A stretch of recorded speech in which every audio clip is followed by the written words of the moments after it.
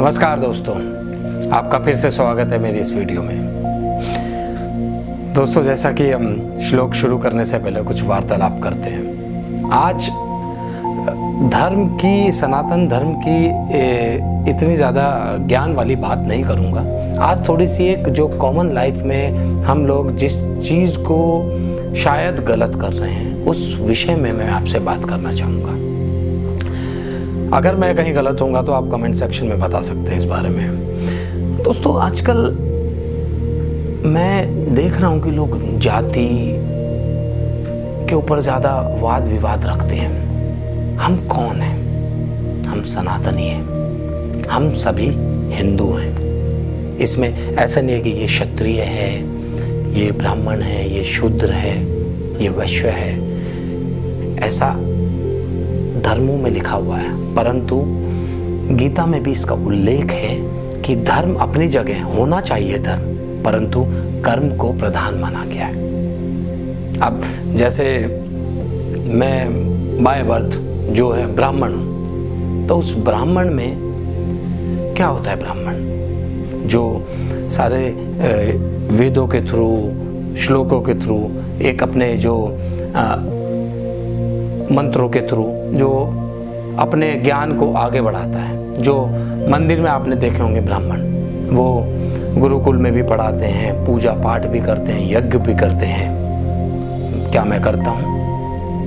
मैं नहीं करता वो सब चीज़ें। शायद मैं करना भी चाहूँगा तो मुझे पता नहीं कितने साल लग जाएंगे उस चीज़ों को सीखने में। तो मैं यहाँ कर्म की बात कर रहा हूँ। जाति से ब्राह्मण हूँ, परंतु कर्म से मैं ब्राह्मण कहाँ हूँ?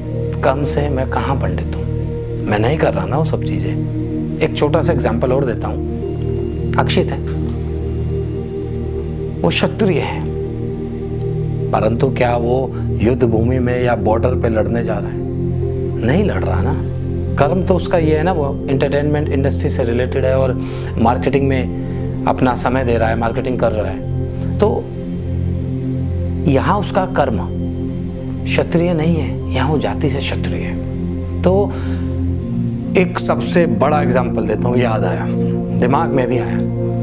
इंडियन आर्मी, जो हमारी आर्मी है, हमारी सेना है, उसमें वैश्य भी हैं, क्षत्रिय भी हैं, शूद्र भी हैं, ब्राह्मण भी हैं, परंतु हम सबको क्या बुलाते हैं? सोल्जर। सोल्जर का मतलब क्या? क्षत्रिय है, क्योंकि वो सारे के सारे क्षत्रिय हैं और बॉर्डर में, रणभूमि में लड़ रहे हैं। तो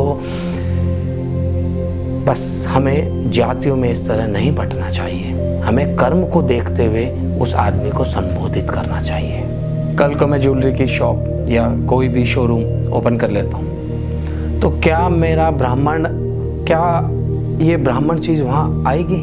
लोग मुझे बोलेंगे ज्वेलर है, ये इसकी गोल्ड की शॉप है या सिल्वर की शॉप है या आभूषण की शॉप है, तो यही बोलेंगे ना मुझे सीधा।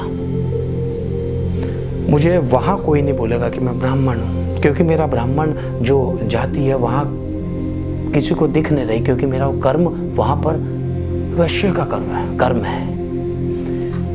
तो इसी तरह कल को कोई शूद्र है, सोल्जर है, या वो किसी भी और किसी पद पर है, तो कर्म को देखना चाहिए, जाति को नहीं देखना चाहिए। तो मेरा तो यही मानना है कि हम सब सनातनी हैं, हम सब हिंदू हैं। कर्म प्रधान है, बट धर्म की भी उतनी महत्ता है जितनी कर्म की है।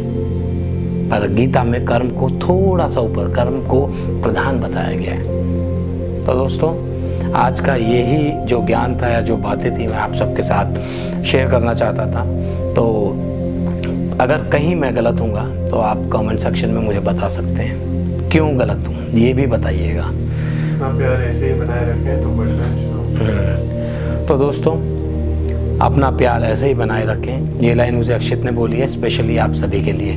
तो अपना प्यार ऐसे ही बनाए रखें। अब बढ़ते हैं श्लोकों के उच्चारण की ओर। तो बढ़ते हैं श्लोक नंबर 58 की ओर। यदा संहर्ते चायम कुर्मो अंगानि सर्वश इंद्रियाणि इंद्रियार्थे भयस्य प्रज्ञा प्रतिष्ठता। इसका भावार्थ ये है कि श्री कृष्ण कहते हैं अर्जुन से कछुआ सब ओर से अपने अंगों को समेटकर अपने खोल में रख लेता है। जैसे कछुआ अपने सब अंगों को समेटकर अपने खोल में समेट लेता है, रख लेता है, वैसे ही वो मनुष्य जो कि अपनी इंद्रियों के विषय को समझकर अपनी इंद्रियों को अपने कंट्रोल में कर लेता है, समेट लेता है, सभी प्रकार से हटा लेता है, वह मनुष्य की बुद्धि स्थिर है। तात्पर्य यही है कि कछुआ अपने कछुए का जो खोल होता है, कई बार उसे कोई परेशानी होती है, कोई भी दिक्कत होती है, तो कछुआ अपने सारे अंगों को समेट कर उस खोल के अंदर रख लेता है। उसी प्रकार जो मनुष्य अपनी सारी इंद्रियों पर कंट्रोल कर लेता है, उन्हें समेट लेता है, उन्हें अपने कंट्रोल से बाहर नहीं जाने देता, उस मनुष्य की जो बुद्धि है वो स्थिर होती है। तो बढ़ते हैं श्लोक नंबर 59 की ओर, 59 की ओर। विषया विनिवर्तन्ते नेहा रस्य देहिन रसवर्जम रसो अप्यस्य परम दृष्ट्वा निवर्तते। इसका भावार्थ यह है कि इंद्रियों द्वारा विषय को ग्रहण न करने वाले पुरुषों के भी केवल विषय तो निर्वृत्त हो जाते हैं, परंतु उनमें रहने वाली आसक्ति निर्वृत्त नहीं हो पाती। परंतु इस प्रोसेस में, इस कंट्रोल वाली प्रोसेस में मनुष्य को ऐसी चीज़ की आदत हो जाती है, परमात्मा में लीन रहने की आदत हो जाती है, ऑटोमेटिकली वो परमात्मा की ओर झुक जाता है, उसकी बुद्धि स्थिर हो जाती है, वो परमात्मा के समीप चला जाता है। इसका सिंपल सा तात्पर्य है कि कई बार क्या होता है कि आदमी अपनी इंद्रियों पर कंट्रोल तो कर लेता है, कोशिश करता है कंट्रोल करने की, पर अंदर से वो चीज़ें वो कंट्रोल नहीं कर पाता। मन में एक इच्छा सी बनी रहती है, तो उस इच्छा बनी रहने के कारण उसकी बुद्धि स्थिर नहीं रहती। परंतु इस प्रोसेस में जबकि वो कंट्रोल कर रहा है अपनी इंद्रियों पर, वो धीरे धीरे ऐसे परम आनंद की अनुभूति करने लगता है, तो फिर ऑटोमेटिकली वो परमात्मा की ओर कंप्लीट लीन हो जाता है, परमात्मा में लीन हो जाता है कंप्लीटली। तो जब वो परमात्मा में कंप्लीटली लीन हो जाता है, जो उसका एक प्रोसेस था कि कंट्रोल करने का, वो एंड में जाकर कंप्लीटली अपनी इंद्रियों पर कंट्रोल कर लेता है। तो ऐसे मनुष्य की बुद्धि भी स्थिर मानी जाती है। तो बढ़ते हैं श्लोक नंबर 60 की ओर। यततो ह्रापि कौन्ते पुरुषस्य विपश्यत इंद्राणी प्रमाथिनी हरन्ति प्रसभम मने। तो इसका अर्थ ये है कि मनुष्य जो इंद्रियों पर कंट्रोल करना चाहता है और जो कंट्रोल करने की कोशिश करता है भारी मन से, कई बार ऐसा होता है कि ये इंद्रियां इतनी बलवान होती हैं कि उस मनुष्य को भी अपने कंट्रोल में दोबारा से ले सकती है।